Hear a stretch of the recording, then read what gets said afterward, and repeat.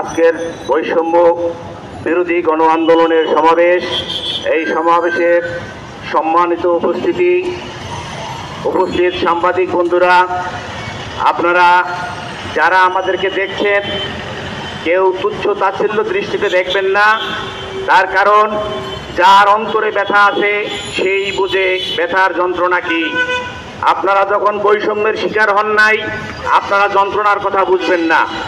আমরা বলতে চাই, বাংলাদেশে যে ধরনের সংবিধান চালু আছে, এই সংবিধানকে সকলের অভিপ্রায় নিয়ে পরিবর্তন করে গঠনতন্ত্র আকারে প্রকাশ করতে হবে এবং সকলের আশা আকাঙ্ক্ষার গঠন প্রণয়ন করে বিধানকে পরিবর্তন করে নতুন সংবিধানকে প্রতিষ্ঠা করতে হবে।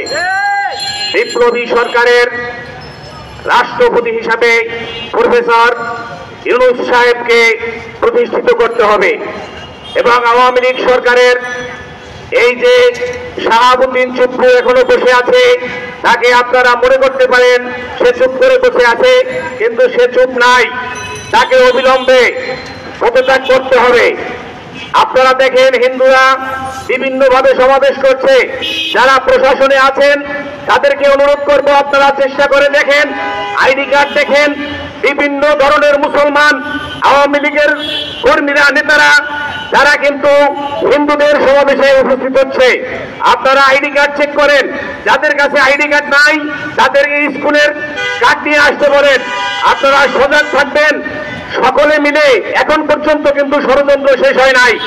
যেই সমস্ত প্রশাসনে এখন পর্যন্ত আওয়ামী লীগের নীল নকশা বাস্তবায়নকারী ব্যক্তিবর্গ বসে আছেন, তাদেরকে অনতিবিলম্বে এখান থেকে সরিয়ে দিতে হবে।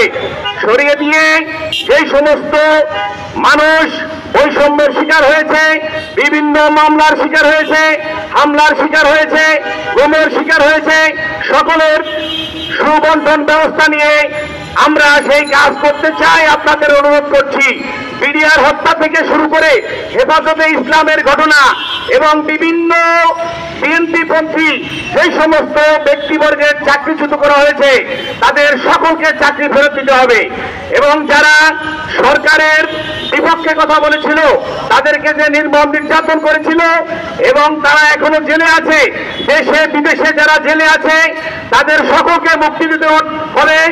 আজকের এই বৈষম্য বিরোধী গণ আন্দোলন থেকে সকলকে ধন্যবাদ জানাই। আসসালামু আলাইকুম। প্রতিনিধিরা কি করবে? প্রথমে একটা খসড়া সংবিধান তৈরি করবে। সেই খসড়া সংবিধান জনগণের কাছে নিয়ে যাবে, জনমত যাচাই করবে এবং জনগণের মতামত নেবে। এর প্রেক্ষিতে সেটাকে আবার পরিবর্তন করে সংশোধন করে তারপরে পাশ করা হবে। সেই পাশকৃত সংবিধান গণভোটে দেওয়া হবে। গণভোটের মাধ্যমে জনগণ যদি এটাকে পাশ করে দেয় তাহলে হয়ে গেল। আর যদি নাকি পাশ না হয় তাহলে আবারও সংশোধন করে আবার গণভোট দিতে হবে। এর ভিতর দিয়ে সত্যিকারের একটা জনগণের একটা সংবিধান আসবে। আর সেই সংবিধানের আলোকে পরবর্তীতে নির্বাচন হবে, রাষ্ট্র পরিচালিত হবে, জনগণের অধিকার প্রতিষ্ঠিত হবে, হিন্দু বৌদ্ধ খ্রিস্টান সমস্ত শ্রেণী পেশার মানুষের অধিকার প্রতিষ্ঠিত হবে, ন্যায় বিচার প্রতিষ্ঠিত। জানেন, শত শত ছাত্র জনতার রক্তের বিনিময়ে আমরা এই দ্বিতীয় স্বাধীনতা অর্জন করেছি। এই স্বাধীনতা কোন কুচক্রী বাহির যেন আমাদের কাছ থেকে ছিনিয়ে নিতে না পারে, এজন্য আমাদের সবাইকে সতর্ক থাকতে হবে। এখনো বাংলাদেশ অরক্ষিত আছে।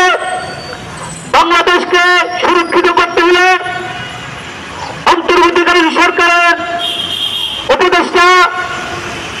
প্রধান উপদেষ্টা ডক্টর ইউনূসকে অনতিবিলম্বে রাষ্ট্রপতি ঘোষণা করতে হবে এবং অন্তর্বর্তীকালীন সরকার প্রধানের কাছে আমাদের দাবি, ঐতিহাসিক ৭৭ গণহত্যার দ্রুত বিচার কার্যকর করুন এবং অসংখ্য নিরীহ আলেম ওলামায়ে কেরাম এখনো জেলখানায় বন্দী। তারা কেন এখনো জেলখানায় বন্দী আছে তাদের কাছে জবাব চাই। তাদেরকে দ্রুত মুক্তি দিতে হবে।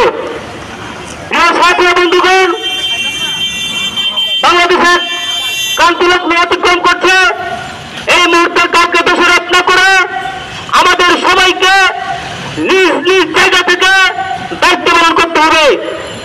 আমরা আমাদের দেশকে সাজিয়ে নিতে না পারি, আমাদের দেশকে আমরা নিজেদের মতো সাজিয়ে নিতে না পারি, তাহলে আমাদের দেশ কেউ সাজিয়ে নিতে পারবে না। আপনারা জানেন সেই সংবিধানের কথা বারবার বলা হয়েছে, যে সংবিধান পাকিস্তান আমলে পার্লামেন্টে অনুমোদিত হয়েছে। আজকে বাংলাদেশ স্বাধীনতা এত বছর পরে কেন সেই পাকিস্তানি সংবিধান এখনো বহাল আছে? অনতিবিলম্বে এদেশের ছাত্র জনতা, মেহনতি মানুষ এবং গণমানুষের ভাষা থেকে নতুন সংবিধান প্রণয়ন করতে হবে। এই বলে আমার বক্তব্য শেষ করছি। আসসালামু আলাইকুম রহমতুল্লাহ।